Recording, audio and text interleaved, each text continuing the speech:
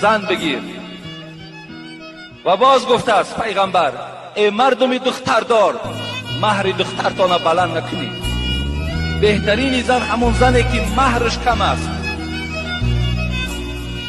دختر تا نخی قیمت نماند که آیسته آیسته پای مردم دیگر از دروازه تو کنده می شود. این دختر است، او شهوت دارد و هم شوهر می فارد.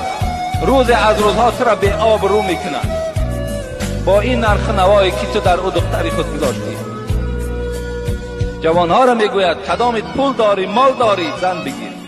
فإن لم یستطیع، ای حبیب خدا اگر نداشته باشیم چی؟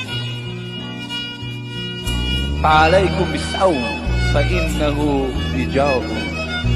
گفتن جوانای عزیز مادامی که نداشته باشین، خدا شما را صاحب مال و ملک کند و دخترها را، دختردارها را خدا انصاف دهد.